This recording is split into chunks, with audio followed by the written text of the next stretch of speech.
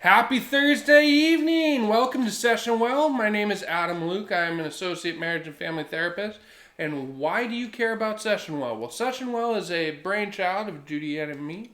What we've thought about was let's have a place where pre-licensed clinicians, licensed clinicians, and the average Joe can all meet in one place for therapy interventions and how we navigate this life as clinicians and just regular old folk. So that is SessionWell.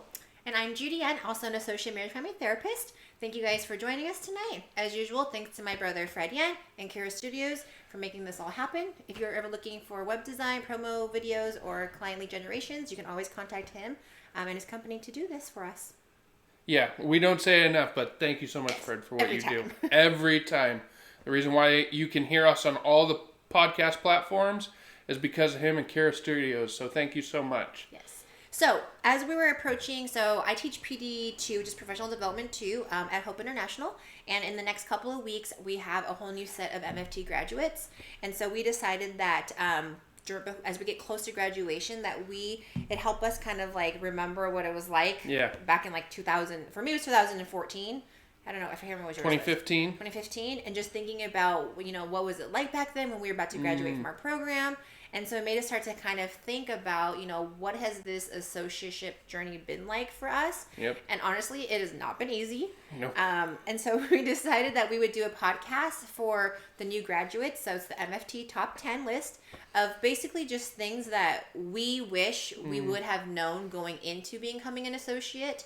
And also just lessons that we've learned along the way. And so hopefully it can it's not going to protect every new graduate from like the ups and downs of this journey, but hopefully we can at least share just some of the things we've experienced, and hopefully you guys find it helpful. Yeah, you're definitely, regardless of whether you listen to this information or not or utilize it, you're definitely always going to feel the road in your journey, right? Mm-hmm. But hopefully this will help you snap your helmet on or buckle up, whatever it is.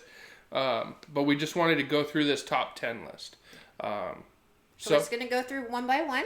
And feel free to ever, if you have a comment or question, feel free to reach out to us. Like, I think the reason we created SessionWell was because we just want to be the resource for people. Because we never want any MFT to ever feel as though they are alone on this journey. So yeah, okay, so for number one, and we kind of mixed it together. So it's just like a fusion of just like, I just remember getting half of his list and then I had my list, and everything that he said, I was like, oh my gosh, yes, like totally feel all of that. It was like when you have a presentation in class and the kid goes before you and they say exactly what you wanted to say. That was what we were dealing with when we were going back and forth on our lists. So, number one, and this is not in order of like importance, it's just like what we found to be really helpful. Okay, number one, decide what is most important to you during your initial associateship. Basically, what we meant by that is when you graduate, decide kind of for yourself what is more important. Is it to be in your dream job? So like working with your favorite population, working in private practice, like is it going to be this dream that you've always wanted, or is it going to be trying to accrue your hours quickly? Or a combination of both. Or the third one could be you just want to make money and survive and pay for your life. And so the reason we kind of talked about that, and we have both very different experiences, is because for me personally, like I was blessed enough to already have a career as a teacher. So my teaching job in the day pays for all my bills. Like being an MFT, it's nice extra income, but I don't rely on it to help live. And so for me, I did have the luxury of basically deciding, do I want to, like, what is my dream job? So I went into it basically being like, I want to do my dream, which is private practice. Yeah. So that was the pro. The con for me is that it's taking me 6 years to get here.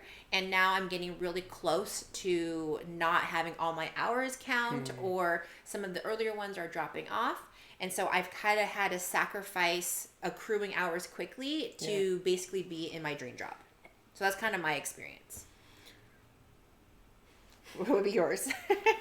So I back up everything that Judy says, definitely. Where I think she doesn't know this, but when I read this number one, I was like, oh, this is going to be some juicy stuff. So we'll talk about it. The reason being is, I think number one is something that a lot of kids, I'm one of y'all. I think new graduates, pre-licensed clinicians, I think what happens a lot of times, people lock up on, I must decide this most important thing in my life, and if I make the decision, I can never go back. Right. And so this is where I will say in my own journey, I had a falter here. Because, so, Judy had awesome career going on. That was her situation. My situation, I was looking to transition out of the career I was in. For basically a decade, I had worked as a mechanic or a service writer in the automotive field. And I wanted so bad to transition into what I was actually paying my student loans for, right? Because I had this thing going on where it sucked to work as a mechanic and then still be paying student loans on something that was therapy. And so I boxed myself in my mind in saying, okay, I'm going to go private practice because I had heard you can have 18, 20, 26 clients a week and you're just going to pay your bills, and with a 60-40 split or a 70-30 split or whatever it was going to be, you're going to make enough money and you're going to survive. This is not me talking down on private practice. I love private practice for what it gives you, which is flexibility. But we have to have the honest discussion on, are you going to pop out of school and have 20 clients on a client load? Now, realize that we do have friends that have that they did graduate, they popped out, they had their 18 clients or whatever, and they soared through, on private practice. That is the exception, not the rule. Right.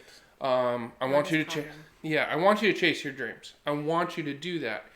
But if I could catch myself at graduation and whisper into my ear, I would have said, just get your hours. Get your hours. Because it is very... It's a beautiful carrot out there when you can say, hey, I'm charging $150 an hour. It's awesome. Done it. Love it. At the same time, you have the fee split. You have other things going on in your life. And sometimes it's hard to juggle if you have to have another job to support you. And so that was my issue. I dropped down to part-time. And then I fell into the category of when I needed to book clients, I had to work because I still had to pay bills. Where I went through that for about 2 years. Then I decided I'm going to go to a community-based counseling center, so super low fee, and get as many hours as I possibly can. So I transitioned out of private practice, and I know that something that I've heard is, so you didn't make it in private practice, or you couldn't get enough clients to support yourself in private practice. That's not the legacy or the takeaway. The takeaway was it didn't fit in my life at that time. Right. You know, I wasn't where I could do that and make a full run at it. When I actually devoted myself to therapy and said, here's the deal, I'm going to take the leap. I took the leap. I went into another community-based organization, worked full-time in therapy. And you know what was crazy is it took me 12 months to get 1,800 hours. And so again, I go, man, the time lost on that. Because I graduated May of 2015. And we had George Garcia, who was on last week. He graduated same class with me, and he's been licensed for almost a year. But that man made the conscious decision of, here's the deal, this is going to get me hours. I'm going to go to a community-based organization. I'm going to put my nose to the grindstone. I'm going to make it work. So I have nothing but good things to say about George. Because he worked the system to his benefit. He got a steady paycheck, but he didn't chase the fantasy. And now, look at him. He's licensed, got a private practice. He's freaking killing it. So it can be done, but I would say don't be too rigid and allow yourself to make a mistake. If you jump in and say, I'm going to pull private practice, it doesn't work for you, allow yourself to be like, okay, I'm going to close this chapter out for a little bit. I'm going to hop over to a community-based mental health. I'm going to roll with it. Yeah. And just, I love private practice, but again, it is very inconsistent. And so if your schedule allows you to have an inconsistent schedule and inconsistent pay, then that may work for you. But again, the accruing of hours can be discouraging because I am like one of the oldest ones, like kind of the people and I just always assume that in a cohort. And I feel like I've been trying to accrue my hours for forever. And I just recently got it, but that's because I took my time and I was in private practice only. And so it just took a really long time to accrue those hours. Absolutely. Okay. All right, so I'll kick off number 2. Yep. All right, so our number 2 is be aware of your rights as a human. Don't be afraid to speak up or leave if you decide your site or supervisor is abusing you. She said probably use different language. I was like, why are you reading All that right. That's why we do this live. I honestly, the reason why I read that is that's 100% true.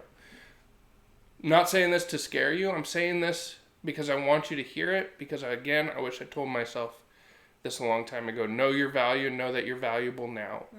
Mm-hmm. You do not need to work for any other site. No site is doing you a favor by hiring you. And I want you to erase that from your memory. Because you do not owe anyone anything other than the ethics and the legal stuff you need to be doing as a therapist. If it's not that, if it's not legal or ethical, and this is just an abusive relationship, maybe a supervisor that's not providing you with supervision, maybe a supervisor that's not helping you grow. This is something that we hear about a lot. And it's sad because a lot of times as an associate, you can sit there and be like, well, this person's letting me work under the license or doing me a favor. Like, I don't want to rock the boat. Here's the deal. If they're not meeting with you to the standards and ethics that are outlined by the BBS, putting yourself in jeopardy.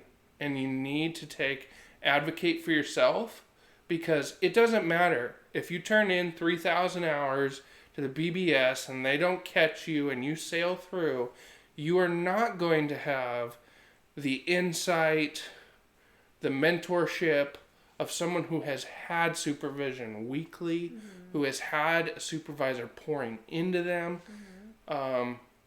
It's just something that it breaks my heart because I've been there as well. Right. And it didn't work out. No matter how much you say, well, not having supervision might work to my schedule, it doesn't work out to where you actually grow as a clinician. Right. And just remember, just because you're an associate and not licensed, it does not mean that you are the inferior person. And I think that sometimes as an associate, we feel like we're going to get in trouble if we advocate for ourselves, or if we push against our supervisors or our site, or our supervisors, they're licensed, they must talk, and it's our reputation, and what if they say bad things about us, and then another supervisor doesn't want to take us, and no one's going to hire us. And I would just say, all of that is crap. Because just remember, what Adam is saying, you're human and you deserve to be treated well by all other humans. And if you feel like your site or your supervisor is unethical and illegal, then you have the right to move on, and just try to figure out a better place for you. Absolutely. So, again, don't get pushed around, and also don't get locked in with maybe the name of the site or supervisor you're with, thinking that that is somehow going to help you be a better clinician down the road. There's going to be a place for you somewhere else. If you are a good clinician and you're doing what you're supposed to be doing, you're going to find somewhere else to be. Absolutely. Number 3, be open to different populations and niches. Niches? I always pronounce that word wrong. I always say it wrong. I'm always like, yeah, what's your niche? Niches? And people are like, there's no T. And I'm like, but I'm a redneck. Anyways. And I'm just Asian. Hey! And I'm foreign born. Woo! Yeah, you're a third culture kid, aren't you? Yeah. See, things we learned on our podcast. Do you want to take the lead, or you want me to kick it? You can kick it on that one. Okay. So, the reason why we picked this was one that I was like, Judy, we have to talk about this one. Reason being is, and this falls back into maybe some of the 1 and the 2. So be open to populations. Why? Because you could very well be in your head saying, I never want to work with this one population, and you're going to come to love it. So let me express to you 2 times I surprised myself. First time when I was trying to find my very first traineeship. Okay, I'm trying to find my traineeship, my first practicum. I went and I interviewed at 17 different sites. And I was gutted because I kept on going in interviews and I was not getting in. And if you kind of tell maybe through this podcast or watching this on this video, I kind of think I'm a personable person. And so it floored me. I said, I don't get it. And I had an amazing professor that took me under her wing. Her name was Lisa Wilson. And she said, no, this has nothing to do with that. There's a lesson in this. Let's roll with it. I told her in a meeting when she was like, okay, here's the sites that I think you would be good at. And one was called A Quarter Blue. And it was working with victims of sexual abuse, specifically children. And I said, Lisa, I don't want to work there at all. Nope. I don't want to, I can't watch SVU without being like, ugh. And she's like, it's not about what you want. It's what God wants. And I was, okay, we'll see what happens. Believe it or not, I got accepted by them. All right. And I had gone in there with the idea that was not the population I wanted to work with. But you know what? I spent a year there, and I will always be grateful for my work that I did with those individuals and the courage they had to open up, share the worst experience of their lives, and to grow from it. Don't put yourself in the shallow end of the pool. And what I mean by that is you're never going to become a good swimmer if you've never floated over to the deep end. Or my favorite quote is, no skilled sailor ever came from a boat that stayed in the harbor. And it's one of those ideas that you need to work with sometimes what you don't think you want, because it'll make you a better person. My second example of that is the job I currently have. Told myself I never wanted to work in substance abuse and addiction. Absolutely love my work every day. It's crazy, but I love it to death. And so surprise yourself. If you get stuck in that mindset of, I only want to do private practice, and I only want to work in Yorba Linda, and I only want to work in Newport Beach, or I only want to deal with, talk therapy issues, you may never actually become the fully actualized clinician you could be. Mm-hmm. So I'm going to let Judy talk a little, because she also shares this podcast with me. This is true. I think that I was kind of the same. I think what I was more concerned about was the fact that I didn't want my private practice to be just filled with women in their 20s and 30s. Because guess what? I was a female in my 20s and 30s. And I really didn't want to deal with individuals that were female that had self-esteem or self-worth or dating issues or whatever. Because I was like, that's just so... Right, that's so stereotypical. Like, the single late 20s, early 30s female therapist is going to attract the 2030s single female clients.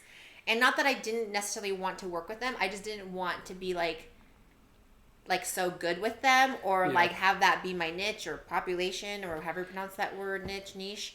And at the end of the day, it was my own issues that was standing in the way. And at the end of the day, I love that population. Whether they're male or female, single, married, whatever the case may be. But I had to kind of give over myself, and just allow myself to just say, like God put me here for a reason, and whatever population is floating to me and that I can help, and that I'm going to be open arms about it. And I would say that's probably my thing too, is just be open-minded. If there are times where you get a client and you just feel like you're not that good with that population, you always have room to grow. But if you just really feel like it's out of your scope of practice, then just refer out, and there's no shame in that. Refer out. Yeah, just refer out, and that's okay. Because there's so many other people that would love to work with X, Y, and Z client, and you always have the option of referring out. I had a client call me 6 months ago that I haven't worked with for 3 years, and say the best thing I could have done for them was when I told them to go somewhere else. And I didn't say it like that, but I said, I really think you would benefit from utilizing this referral. Mm-hmm. And I did feel completely crap during that moment, but I luckily had a great supervisor that was like, that's what you've got to do. Mm-hmm. This isn't going to be something you can learn on the job. And it was the greatest thing to just hear that was the right thing for them, because that's why we do therapy. Mm-hmm. It's not for me. No. It's for them. Right. So.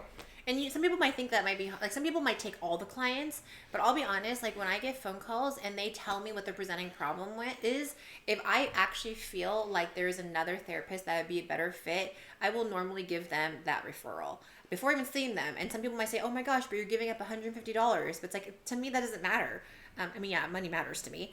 But for me, it's more about the care of the client. And I'd rather have them be with a better fit therapist than for just to come in to me and then have us realize that we're not even the best fit. And so just be open-minded about who you're going to work with. Exactly. I couldn't have said it better. Are you number 4 or am I number 4? You're number 4 because that's like all you. If you don't know Judy, she's the glue of her MFT friends. So please continue. Oh, that's not true. I heard all of them. No, you're the glue. You hold us all together. Oh, I think there's lots of glues. We're all glues. Well, yes. But she's going to explain number 4, then it's going to make more sense. Okay. So number 4 is don't MFT alone. Basically meaning, please, please, please do not go into this field doing it alone. Like, that is like one of the top, I probably put in top 3, even though it's number 4. Because if you've noticed just from our podcast and just in general, like almost every client, guest we've had is an MFT, and we all went to school together, or we've met them through other MFT circles. And the reason I say this is because for me personally, I could not have done this alone. Like, ever. And to me, our program at Hope was so life-changing. It just allowed me to experience this journey in such a deeper way than if I would have gone into it alone. And I literally went into the MFT program, like, in my mind, I was like, look, I already have a career. I'm in my late 20s. I already have my friends from my other job in my childhood and high school and college, and I don't need any more friends. And then when I went into the MFT program, God was like, no, like, you need friends. And so and no offense to our amazing significant others, family, non-MFT friends, but there is something so sacred about talking to another MFT that I can never experience with the non-MFT. Like, only another mental health professional is truly going to understand you when you come home from a hard day and you say, hey, I had a really hard session, and your husband, wife, family is like, oh, like, I'm sorry, like that must be hard. It's like, yes, it is. But then to tell it to another MFT, they like truly get it. Yeah. And so for me, like, I could not have done the last, I don't even know what it is now at this point, 6 years of MFT work without my MFT friends. And like, I get married in a month, and there's like a whole table of just MFTs. 2 of my bridesmaids are MFTs, and it's just like, to me, it's such a special thing. And just most importantly, for your own mental health, don't do this job alone. It's just too hard to do that. Yeah. We get stuck sometimes, and I'll speak to myself. I think if I wasn't as blessed to have had Judy and be at my first official internship, it would have been a different experience in the way that it was very easy for me to focus on just make money, build your practice, It's funny because you'll get people to say, oh, network, but then it's not really building community, it's networking, right? That's not what we're talking about. And that's not what we're talking about. Yeah. What we're talking about is having individuals that you can call, just like she said, and say it's been a hard day. I have two guys who've been on this podcast, Sam and Mitch, that at random I'll get a text of a joke that only a therapist would get. Yeah. And you share a moment, say, yeah, it's rough, and you keep going. And if you try to do that without having this resource of having people around you, it's definitely going to be something that's very difficult. You spend 2 years, or at least I did, I was on a 2-year track. I spent 2 years of practically 3 nights a week being with these people, my cohort, right? And I think my cohort ended up being like less than 30 people. If you've spent 2 years like that in the trenches with people, why do we walk across a stage, grab a piece of paper, and then forget about them? Mm-hmm. Because you've seen them at their worst too. When they've come in and their first job is rough and they've got to get through a 4-hour class. Mm-hmm. Remember that they're there. Reach out. Be deliberate about it. Because if you don't, it's going to be burnout. Yeah. And there's some pretty shocking statistics right now on associates who are not transferring to licensure. Oh, wow. Because we get burned out and we just stop. Yeah. And so, hook up with something like Camped. If you're the wallflower and you're like, I didn't really like my cohort, that's great. Hook up with Camped. They have Camped chapters in pretty much every town in California. If you're listening to this and you're not in California, AAMFT, same thing. They have chapters everywhere nationwide. Go to some of the mixers. The mixers sometimes are $5 or they're free if you're a member. There's free food. There's free food and it's bomb. We went on the night that they had shrimp. It was really good. That's all I can remember, sadly. No, they poured into us, but it is something. Find it. Make your community. And, you can, we're super open, too. It's why we created this podcast, is if you need anyone, we would rather have you come reach out to us and, grab coffee with us and we'll chat with you than to, maybe Google or YouTube or just listen to the podcast by yourself. Because I feel like people that are, listening to the podcast or watching our YouTube videos is because they want more information about MFT stuff. And I don't know if they just don't have other MFT people to talk to about it. But, if you guys need it, we can connect you. Every guest we've ever had on here, they're open to connecting. We're open to connecting. And so if you just feel sort of isolated and you just want more community, come hang out with us. And we'll invite you to, our, our dinners and our hangouts. And, we're, kind of fun. Yeah. I think. And that is something that's going to be in phase 2 because our awesome producer is awesome. We will have SessionWell events, networking functions. To just sort of throw something out right now, we already have the SessionWell community on Facebook. You can join it. It doesn't cost you anything. We just accept you, and in you go. And like Judy said, ask questions. There's enough of us in there that we can definitely answer you, or we can find someone to answer you. So your community's here if you're listening to this podcast. All right. Number 5, my favorite. And it is my favorite. Is it? Yes, it is. Because this was something I had to learn for myself. So it is market yourself as yourself. What I mean is, and she hit it a little bit, Judy, it's very much so when we're hitting internship, we're okay. I work with who are you going to work with? What population are you going to work with? I work well with everyone. Mm-hmm. You hear this all the time. Oh, I'd work with anyone who walks in through my door. That's great. Would they work well with you? So, market yourself as yourself. What is your strengths? Find your strengths. If you don't know your strengths, ask, again, good friends, what are my strengths? Ask your supervisor. Then ask, you guys have any idea what my weaknesses are? Very uncomfortable conversation. Mm-hmm. Something that we don't like to do. I know I used to hide from it. You know what was the best thing that happened to me, though? I had a profile on Psychology Today. I had one of our old professors, Dr. Pate. Oh, cool. He called me, and he said, I looked at your Psychology Today profile. Not exactly stoked. I was like, what? And he was like, you say you work with this population. How have you worked with them? And this population, how did you work with them? And that population. And I was like, well, I didn't directly work with them, but, I've taken classes. I know how to work with them.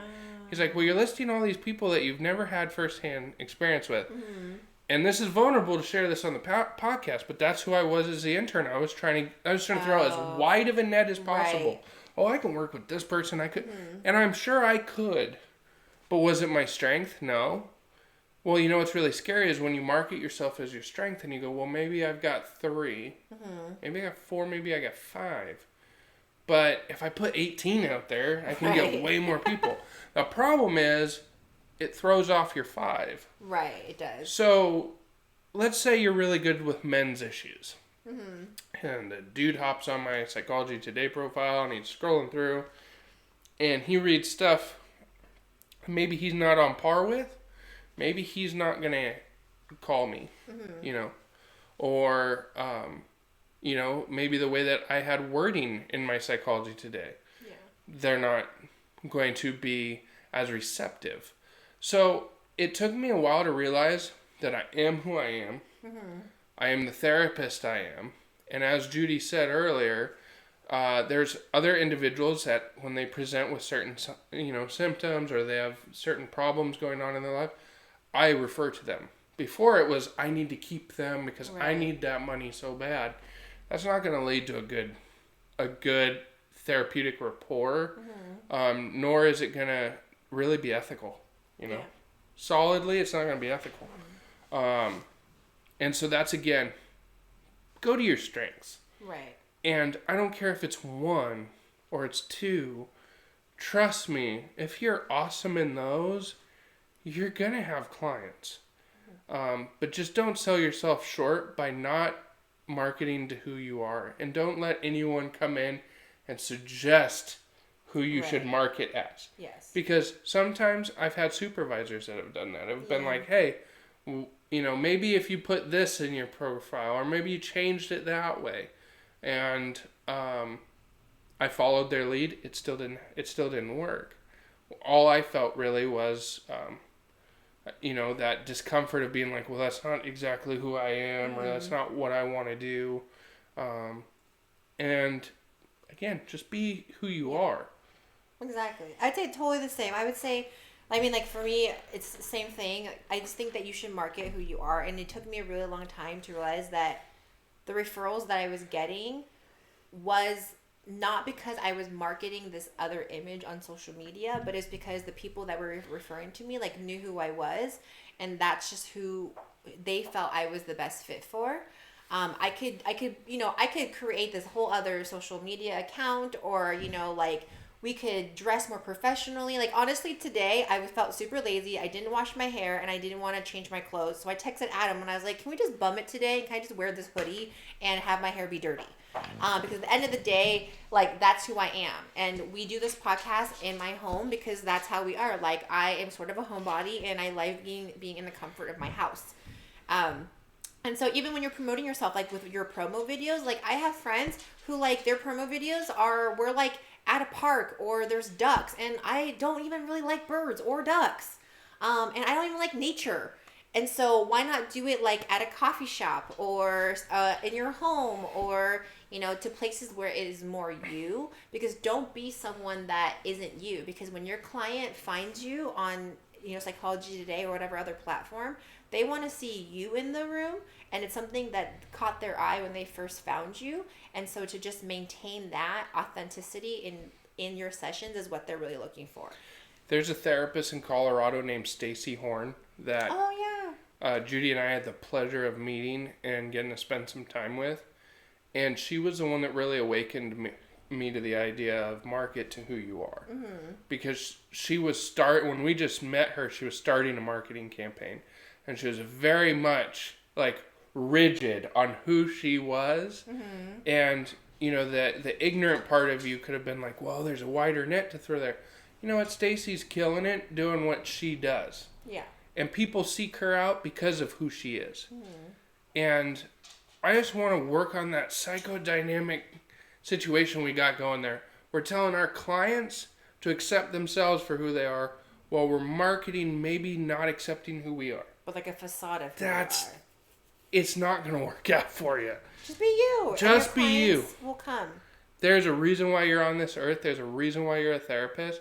Someone out there is desperately needing therapy with you, and it's for you as you. Yeah. So. Okay, so it kind of leads sort of into number 6. Number 6 is you are valuable today, not tomorrow. So the reason why I brought that one up, and you could say, well, Adam, you sort of said that earlier. This one comes down to, the easiest way I can put it is, when someone calls you on the phone, when you get that first call as an intern. Sorry, I'm leaning the wrong way. It's okay, we're in the shot. We're in the shot. So, when you get you're an intern. You get that first phone call. It's ringing in on that therapist line, right? You know which one it is because it's Google. So, you answer it, right? And that person says, you know, talks to you, and you're like, this is going to be a great client. And then they're like, hey, what's your sliding scale? And you're like, well, this is a very wide scale, but maybe it's like $50 to $120. And they're like, okay, cool. Will you take $50? And you're like, well, $50 is more than I have now. Yes. Here's the deal. I want you to know what your value is. Because even though you're coming out of school, you don't have $1,200, 1,500, 1,800 hours, whatever arbitrary number you think you need to feel cool and competent, I want you to know that you're valuable as you are now, because there's a second side to this. Don't sell yourself short because you're worried about how many clients you need.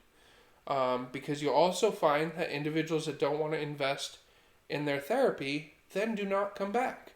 So you might have one session, you might have two sessions, or the person might just ghost you after one. And again, sometimes people aren't ready for therapy, but know why you're accepting the 50. I'm a Christian. I tithe my private practice. And so there's certain time slots that I will accept a lower fee, because that's why I want to be able to provide that service. I have been stuck in those moments where even as a therapist, I couldn't afford my own therapy, right? So I will tithe certain things, but I don't accept 50 just because I have a spot to fill. I accept 50 because I can hear there's a genuine need. And so that's also understanding your value when you go into, let's say you're not private practice, you're going into community-based health. Sometimes that can be abusive because organizations know that there's tons of feeder schools, we would call them, where there's a lot of MFT associates looking for a place to work, and there's only so many slots. Don't let yourself be abused by being paid an unfair wage. You go on to any of the Facebook groups and you see this all the time, like, wow, I'm working for $15 an hour, or I'm working for $19 an hour. Now, I'm not a person that likes to say that I'm entitled to any certain wage, but I will say as a community, we have to work together on what's an acceptable wage. And so when we have individuals that will accept $15 an hour for graduate work, I mean, you have your master's. Yeah. Then you're not, I think, valuing who you are. And then sometimes, like I had a job that was paying very well in the field, but the pay would have never been enough to stay there. It was just not a good place to work. Paid well. I had money, but I was not happy and I was not growing. And so I had to look at my value. And sometimes you have to realize, even if you're making $20x dollars, whatever it is an hour, it's not enough. And it's tough, and you will probably make mistakes, and at times you'll sell yourself short. But I want you to grow from that and know that you're valuable as you are. You do not have to take any arbitrary dollar figure. Just have your own back. Yep. And then that kind of leads into number 7, which is basically have professional. He put professional, but I'd also probably add in personal boundaries as well. You wrote, don't backscratch. I'm going to take that in my version is be able to say no. Like, he's going to tell him your version, but I will say I am like an ultimate people pleaser. And initially when I first joined this field, I mean, it's probably still now. Like, I'll just say yes to everything because I want to people please and I want to make sure everyone's okay. And like, I got this, I can do it, I can do all these different things. But at the end of the day, I'm so tired. And so sometimes when you just have to say no, and that's okay. And if people don't respect that boundary, that's on them, it's not on you. And so if you like totally just cannot do something because your plate is already full, then just make sure that you assert yourself and just be able to say no, that's a little bit too much on my plate. I can't. Hopefully you can find somebody else. And so that she killed it, she nailed it. The thing that can happen is we can sometimes develop friendships with our supervisors, which I do not think is a bad thing. But you also need to know your boundaries for how you want to exist with your supervisor. So sometimes, is this a friendship thing or is this a work thing? And then before you know it, they blend together. And it's almost like to have friendship, you have to work. So the reason why I say don't backscratch is do not do anything for free because your supervisor or the site or the community-based health program is going to somehow help you in the future. Don't sell hamburgers for money's tomorrow is the redneck way of putting that. Like, what saying is that? It's a total saying, man. It's like, hey, I'll buy a hamburger if I can pay for it tomorrow. And it's like, no, that's not how that works. But anyways, goodness gracious, now this is not a safe place, obviously. I'm sorry. So, but it comes down to the fact that don't trade favors. Like, have boundaries. You know, like, am I getting paid for this or I'm not getting paid for this? Oh, I'm not getting paid for it? Okay, then I'm not going to work in a professional capacity for blank. Where, again, we've heard about this before where people are like, well, this individual said if I did this, then it would look good for potentially being their intern down the road. And then all of a sudden it doesn't work out and the person feels used because they gave their time, they did what they thought they were going to do, and it didn't pay off. So just don't get in that rotation of backscratching. Oh, you do this for me, I'm going to do that for you. Just be professional about it. It makes life a heck of a lot easier. It really takes out the ambiguity of, not very healthy professional relationships. Mm-hmm. So. Absolutely. What's number 8? Let's see here.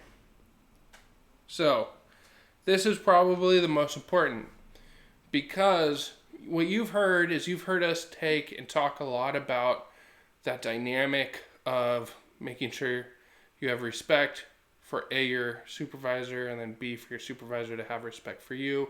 So I want you to know that we don't come from the perspective of just supervisors are bad people. That's not what we're getting. Because next week we're going to have 3 amazing supervisors and it's going to be an amazing podcast. Who have basically taught us everything we know. And we've worked for them at one point or another. So supervisors are awesome. There's just, you got to guard yourself. In all things, you have to have your boundaries. Yeah. So number 8 is be teachable. Allow yourself to be teachable. The reason I say this is because there are a lot of terrible interns out in the world. And I have no problem saying that because individuals think that because they read a book, they know therapy. Or they got through their hours really quickly, that they are amazing therapists. Yeah. I remember one person graduated with the absolute max you could have. So 1,200 hours is as many as you could have when you graduated. I remember how much that person touted, like, oh, I got this, that, and the other. That person also was really difficult to be the teachable moment. Mm-hmm. So allowing yourself to be teachable, because here's the deal. The supervisor role is not just for them to sign off on your hours. No. It's not for them to just provide you with a therapy space. They should be teaching you, and guess what? You should be receptive to that teaching. Mm-hmm. I have sat with some amazing supervisors who I absolutely hated their guts in certain moments. Reason being is they asked me to do something. I was like, that's uncomfortable. I don't want to do it. It wasn't ethically wrong. It wasn't legally wrong. It was what my client needed, and it was going to be a growing moment for me as a therapist. And so I want you to be teachable. I want you to take the criticisms that are, again, done in a healthy manner and they're spot on. I want you to take them, and I want you to use those to be a better person. Because guess what? When you're licensed, you're by yourself. Like, you don't have a supervision group, a supervisor. You're just kind of on your own. My version of not being teachable is, I remember in my traineeship and even in associateship, I was more, it's not that I didn't want to be teachable, it's that I didn't want to look stupid. Mm. And so I was super insecure to bringing up just like my insecurities and my questions that I had about clients or just my caseload and what to do, because I was afraid that if I opened up about what I was feeling, that everyone was going to judge me and think that I was a terrible clinician. Yep. But what I started to realize was that I wasn't growing. Because I was only in my own head and like working things out only in my own head. Yeah. And every time someone would ask me, how are your clients? I'd be like, oh, they're fine. But like, how do you only do it in your own head? So then I decided to kind of just be more vulnerable and then share. And then from that point on, like, I've grown so much because I was teachable and because you gain so much, not just from your supervisor, but from your peers. Like I've had the privilege, I have blanket in my mouth. The privilege of being able to be with amazing supervision groups. And I've learned from every single MFT that I've ever sat with, because you have to allow yourself to be teachable, because none of us are perfect. And you're learning something new every single day. Yeah, do not roll into supervision with just your highlight reel. I mean, and again, there's gonna be uncomfortable moments. I've had moments where, and she sat through a couple of them with me, where the supervisor was not happy with me and what I did. Awkward. But it was still good. You know what? It did, and it's very easy to then use your supervision group as like a gossip center. But it's really like sit in the discomfort, take the hit off the chin, and go, okay, I'm going to do this better.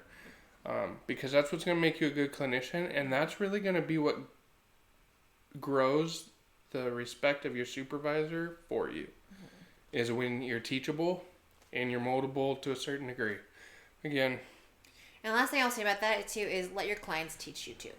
Like, I will definitely say I've learned so much from the people that I've sat with. And just because I'm supposedly the professional does not mean that we're not also open to learning things from our clients.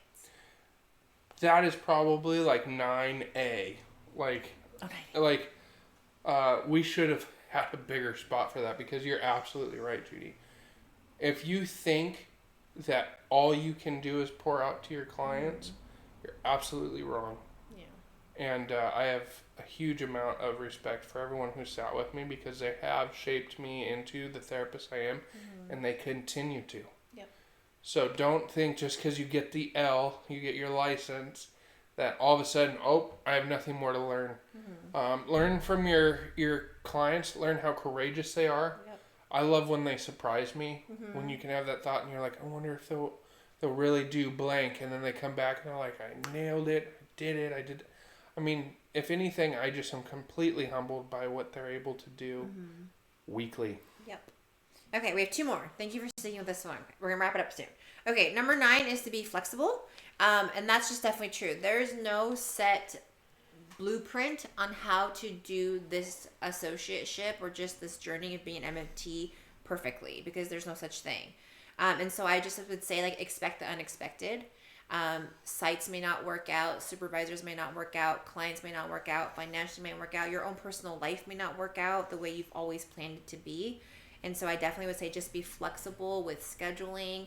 Something as simple as rooms too. Like, I remember, Jeff Ortiz, he was on our podcast too. We've had like this infamous fight that we've had, that when we were both at Hope Counseling Center, like, there are certain rooms, we're not assigned rooms, but there's like our favorite rooms, and you're supposed to like look back on the calendar, and book rooms that have been open. And him and I had this tiff one time where we both booked the same room at the same time, and like, I think it was probably me. I'll just be the mature one. I'm sure he's mature too, but I will just own up to it. Like, I think maybe I was the rigid one. And I like flipped out. I was like, why are you in my room? And something so tiny, and he just was like, dude, chill out. It's just a room. Like, there's 6 other rooms in the office. But it wasn't room 3. But it was room 7, Adam. Oh, room 7? All right, room 3 was my jam. But anyways, Yes. Continue. So something small like that, and shout out to Jeff Ortiz, by the way, is the fact that, like, you just have to be flexible. Be flexible when your clients cancel. Like, what are you going to do when you have this what happens? There's one of our friends, Amber. Hi, Amber. She drives all the way from LA to Hope to see, like, 1 or 2 clients.